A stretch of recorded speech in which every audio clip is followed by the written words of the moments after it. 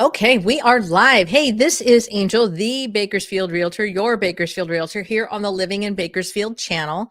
Every month, I like to bring you guys this information about our local real estate market. I like to have you meet some of my preferred lenders that I work with. So far, you've met Alan Medeiros, you've met Natalie Pinelli and Nicole Hawks Kostelnik. You've met Dan Artis. And this month, you're going to meet Christy White. And she is right here. Thank you for joining us, Christy. Yes. So, well, first of all, you and I have done and are about to do a couple of transactions, but we're about to do one here probably in the next couple of weeks. But tell everybody, kind of just the brief summary of like how long you've been doing what you do. You're not new. Not that you're old, but you know what I mean. Hello. I am not. We're churning. We're churning. New. Hang on. You're churning. I can't hear you. Now say it. Start over. What? You know what? You have Zoom open. I'm freezing. I can see you. Close your Zoom. Zoom does not like it when you talk to StreamYard. That might help. Or it could be a solar flare from the eclipse yesterday. There you go. See, now we're tracking. Yes? Much better. Yes, a little bit of a delay. Yeah, a little bit of a delay, but much better. You were just kind of like frozen. Yep. Guys, my name is Christy White. I've been doing home loans in Kern County for the better part, just over 20 years now. So I like to, my goal is definitely to help people get into a home. Okay, I've done everything when it comes to loans, and there's a whole lot of back end stuff. So I learned, kind of cut my teeth on the back end stuff before I decided to get into sales, and where I'm front and center with you guys and helping you guys purchase a home. My goal truly is to help every single person get into a home. So whether you're challenged with credit, just not sure where to start, no matter what we do, I like to get you in front of me and we get you on a path. Even if you're not ready now, you will never leave my office without homework to get you where you want to be. That's awesome. I say homework all the time. When I go to a listing appointment, I leave some documents. I'm like, here's your homework. And they're like, homework? I'm like, yeah.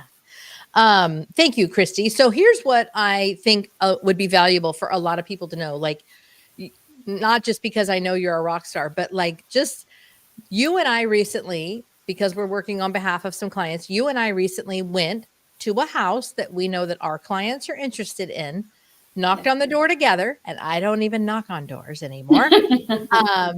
And we got to know those sellers so that we weren't creepy. We weren't like overbearing. We just laid it out like, I've got good clients. She's got them qualified. And have you done that before for other clients? I'm guessing yes. I absolutely have. I have people will call and say, hey, Christy, hey, Angel, we've got this house. We heard through the grapevine that it might go for sale. Well, what do we do? How do we approach them? Well, I like to just go knock on the door and introduce myself. They don't always let us in right away. Right. So that was an anomaly, which, was great, but that's not normal. They were a lovely couple. Yes. Hoping to make that one work. Our clients, the ones that we're working for, are very interested in making that work.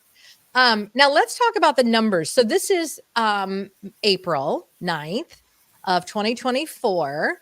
Let's briefly touch on the California Dream for All. That's about to be loaded out or rolled out, right? Yes, they actually opened up the applications for this program last week. So for those of you who are unaware, not really sure what this is, okay? It's a program that came out last year in the 20 years that I've been doing this program through the state of California, or these types of programs. Last year is the first year that they brought this out. So $300 million was rolled out last year to help first-time buyers get into a home.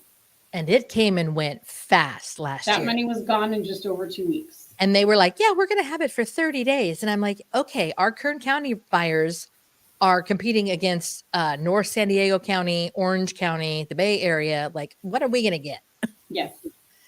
Yep. And I think that's part of it is the state of California. They learned. I do think that they learned. They made some changes this time around, good and bad. Some pretty specific parameters on what it takes to get into that program to get you into a house. Yes. Yeah. So they definitely made some changes. So it was here and gone. So personally, I saw some buyers last year that, we got them the money that it rolled out and they just ran out and went out and said, like, I just need to hurry up and get into a house. Yeah. And then we had a little bit of buyer's remorse where people were like, I just really rushed to try to get into this house just to hurry up and get this money. And I really don't want that house. Oh gosh.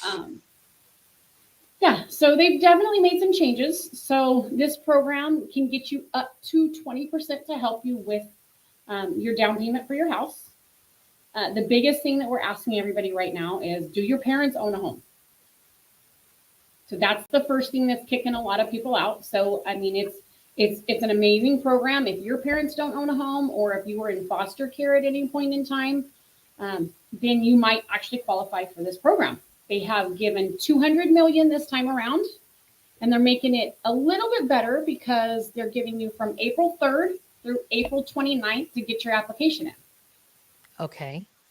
So you've got a longer window of time. Now, I tend to pay attention to stuff that makes my blood boil, whether I like it or not. It's because I'm trying to make sure that my buyers are informed of what's going on in California. And there was a Fresno senator, I believe, or assemblyman that said that he wanted to make sure that the people that were coming over the border illegally were first in line for this program.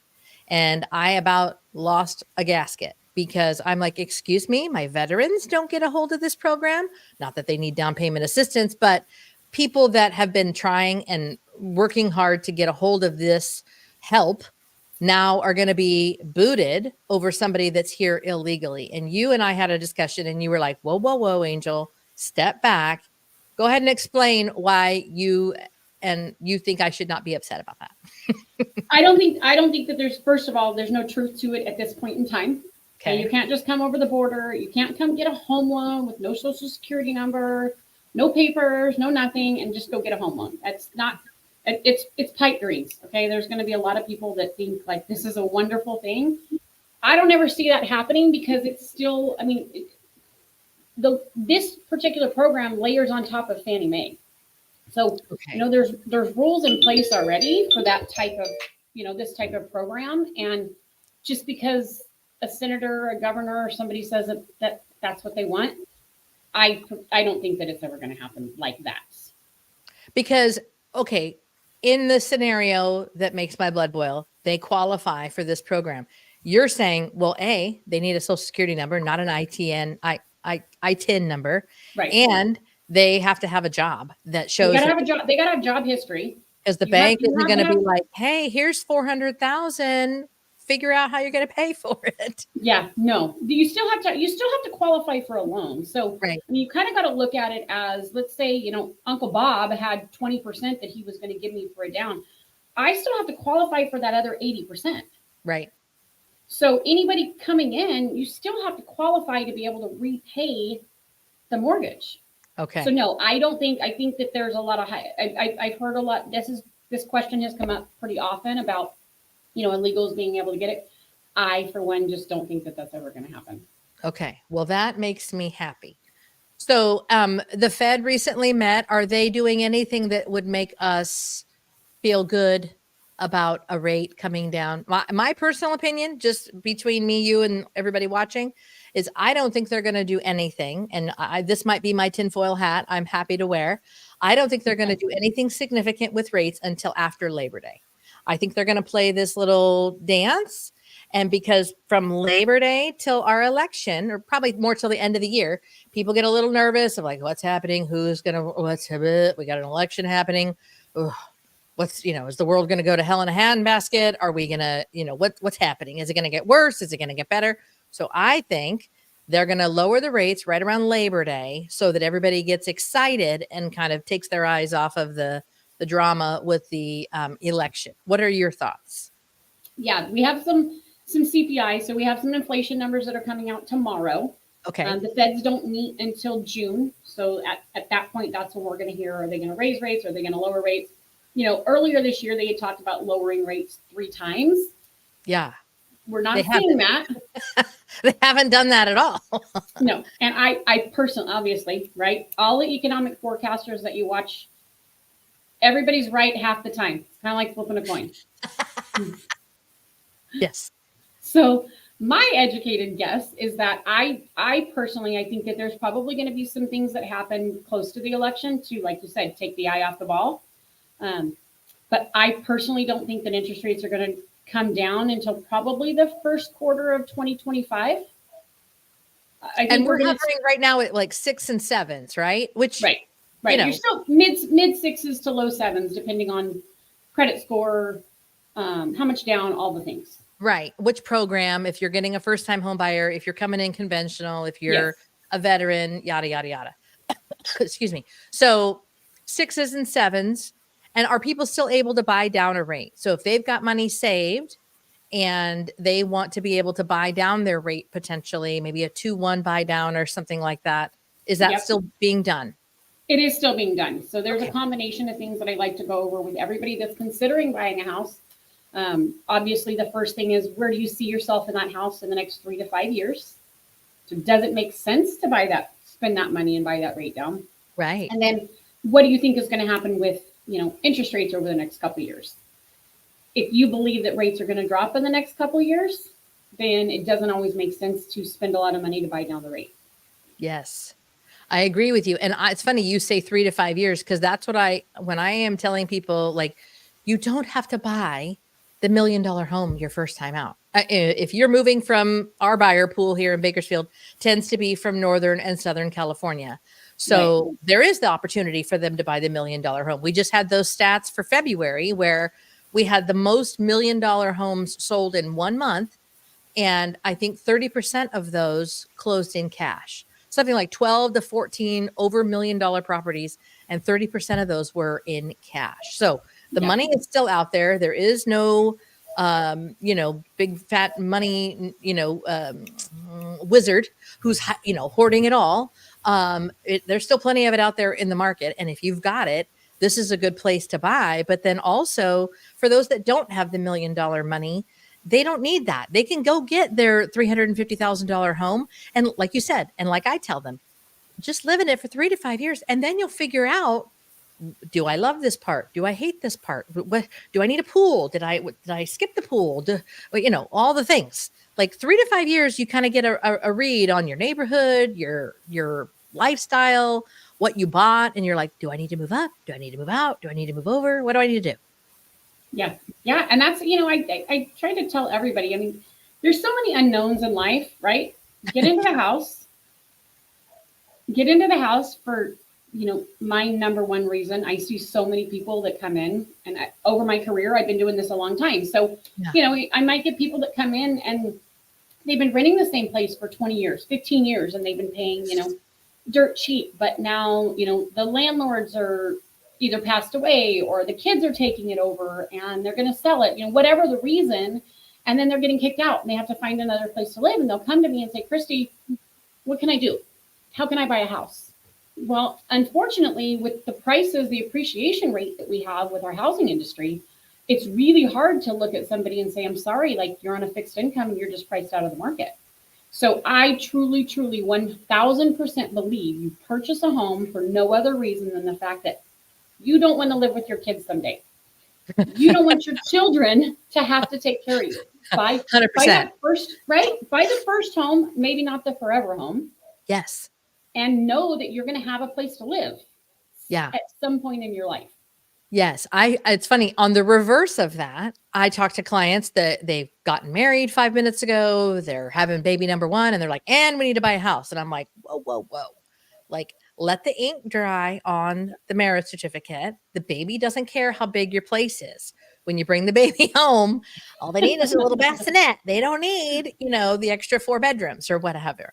So, but that is brilliant advice of like, you don't want to live with your mama forever and ever in your latter days when you're, I don't know your age. I'm Generation X. So we're what they're calling the squeeze generation, where like we're still raising kids, some of us. Yes. And we're also kind of eyeballing our parents going, hey, how you doing over there? Right. Yep. So, yep. I love my mom, but I don't want to live with her. I've already lived with her. Already did that.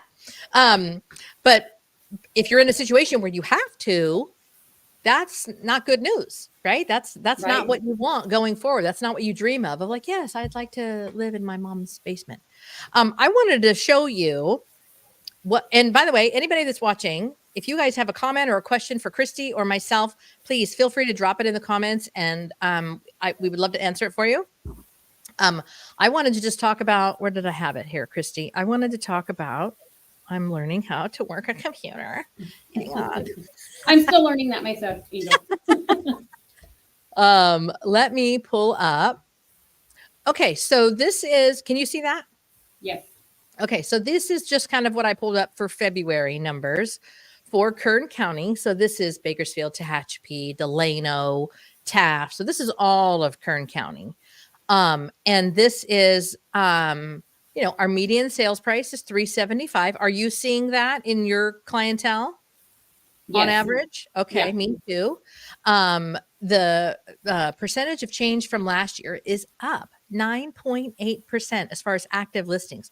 So that means more people are, it's time to sell. It's time to move up. It's time to move over. It's time to move out.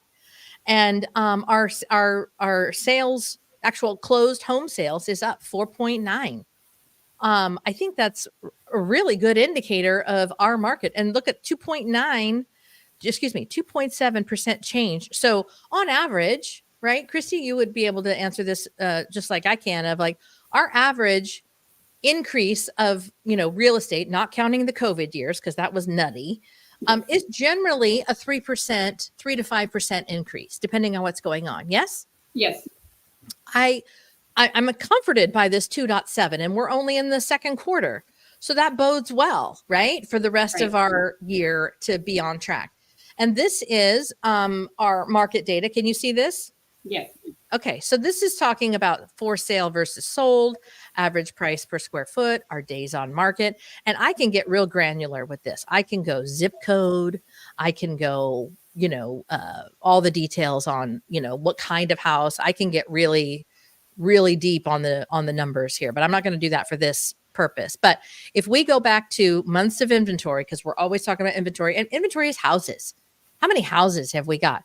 March, which we just finished, was a seller's market again, up 5.8 compared to last year. Like, wow, that's even better than what we're on track for now, don't you think? Right, we're still going up.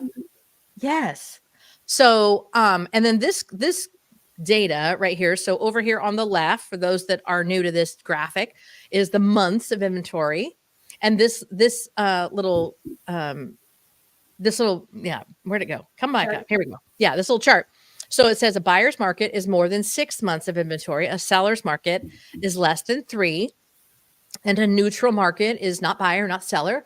Lots of negotiating going on. That's where your favorite realtors come into play, because we get a win-win as much as we can. So, and right now in late March, we were sitting at 1.8. I don't know what a 0.8 is of a month, Christy, but we had maybe 8 days. I don't know. Less than a month and a half, or less than 2 months of inventory. So that means, like, how do we every time I go to describe this, I jack it up. What is it? How do you do months of inventory? How do you describe that the best way? I guess for me, it's, how many houses typically sell in a month? Right. So if you said, if we froze the market right now, how long would it take to sell out of all the houses on the market? 1.8 months. Right. So less than 2 months. And then anybody looking to buy a house would just be like, there's no houses for sale. Everybody's sitting on their 3% interest rates. Nobody wants to sell. Right. And that is, and you and I, thank you, Chin Diaz, for commenting, saying this is good stuff. I appreciate you being here.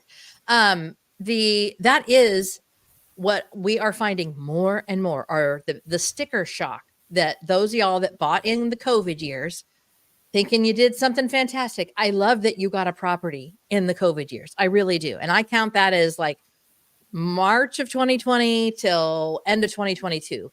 If you're in that window, chances are high you've had 1, 2, or 3 kids by now, and you're ready to move up. But you're so in love with that 2.3 or that 1.75 or that 3.4 that you're like, oh. So then when you go and meet with Christy and she says, okay, you're going to take all this beautiful equity and your payment's going to be $2,700 a month. They're like, what? But they're still probably spending $2,700 a month on other things, even though they have this $1,500 a month house payment. They've probably got private school and they've got, a car payment, and right? Don't you see that? Car payments, credit cards. But it's still the sticker shock. It's still like, if you're used to paying, I remember even when me and my husband, it was like we went from $1,500 a month to $2,100 a month, and it was like, how are we going to do this? So anybody that's sitting on that 3% interest rate and your monthly payment's $1,300, $1,400 a month, and I say, hey, your new payment's going to be $3,500, and you look at me and go, I don't think that's right, Christy. I don't like the house that much, Christy. I don't like the house that much. Yeah. So I'm a big like Dave Ramsey nerd. I'm sorry, I didn't mean to interrupt. Go ahead. No, you're good. You're good. I was just going to say, like, I'm a big Dave Ramsey nerd. He helped us climb out of debt twice. I'm a big advocate for using the tools that he provides and that he teaches to help you get out of debt and just change the relationship that you have with money. All that to say, Dave is a big advocate of a 15-year mortgage versus a 30. And like with the rates right now, I'm like, I am not, people would lose. I would be burned at the stake if I said to them, you know what you should do? You should do a 15-year mortgage, because they'd be like, what? So, yeah. And I absolutely have a ton of respect for him. Like, he does amazing things. I've never been a big one for the 15-year mortgage, only because things come up, right? Life happens. So when you look at the difference in your payments on a 30-year versus a 15-year, I tell everybody going into it, like, if you're not 100% sure you can make that 15-year payment, do a 30-year. There's no prepayment penalty on these. If there's not a huge, we're not seeing the big gaps in interest rate like we used to, where it was like, hey, a 30-year was this much and a 15-year was this much cheaper. So we just don't see that spread anymore. Not right now. Yeah. So I truly believe, like, hey, let's run the numbers and I'll tell you how much extra you need to pay this house off in 15 years. Yeah. But if life happens and you blow a tire, or baby needs some new clothes, or whatever the reasons, if things come up, you still have the option of paying that lower payment, and it's not going to hurt your credit. Right. Hang on, we have a question for you. Here we go. Let's show this one. Calentana D. That's a beautiful name. Do you have any tools for raising credit or preparing financially for first-time home buyers? New to Bakersfield from LA. Holla. Welcome to town. Holla. Yes. Everybody's a little bit different. So as far as tips for raising credit, everybody's situation is a little bit unique. So one of the first things that I see is a lot of times people might have old collections or old bills and debt on their credit, and they want to run out and pay it all off. Yes. Don't do that. Don't poke that bear. Don't poke that bear if you don't need to. Yeah. Talk to a professional. It all depends on what if you got a bunch of credit cards and they're maxed out, then I would say pay those down. Everybody's situation is unique. I'm happy to meet with you. There's no charge for that. I'm happy to even do a Zoom, and I'll do just a soft pull on your credit, and I can give you some tips and tricks for your own personal situation. I'll give you some homework. Yeah, more homework. But it's really good homework, though, because it helps you kind of narrow in on your target of like, okay, I don't need to poke this bear. What I need to do is get cracking on, paying off some of these other ones, or getting more money saved. Or establishing new. Yeah, even establishing new. A lot of times people will, and I was guilty of that in the past, where, there was a point in my life that my credit wasn't the best. Sure. And we just think like, let me focus on the bad. But what we really need to be doing is focusing on, let's establish some more new good to offset the old bad. Yeah. Yeah, and that's really valuable because here we go. She has a yes. She's saying, do you have an email or a number? I need financial guidance on preparing. Yes, I will put Christy's information, or Christy, you can put the information in the description below. All of her information will be there for you to reach out to her so that you can have that conversation and just see, like, is this 3 months away? Is this 4 months away? Am I looking at a year? And if you're looking at a year, don't be upset about that, because look at how fast a year goes. It goes by so fast.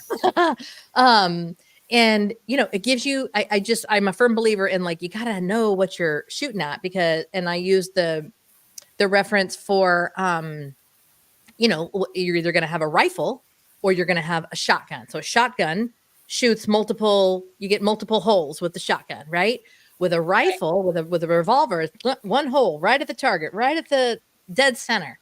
So that's kind of the difference when you're okay, I've got 6 months and then I'm going to be ready to go. It just gives you more focus. Yeah. Yeah, I think that's great. I did have a passing question. I don't know, menopause brain. It went away. It'll come back probably at 3:00 in the morning. She says, thank you. Yay. She's hitting all the questions. Oh, thank you. I appreciate you being here. This channel is so much fun. There's nothing I like more than getting on here and just talking about our community. How long have you lived here, Christy? Pretty much my whole life. Moved away for probably 10 years and then moved back. Love it. That happens a lot. A lot of people move and come back. Yeah, my mom moved me away and then I moved back when I became an adult. Usually there's a man or a woman involved, right? Like, or a parent. Yeah. Yeah, right.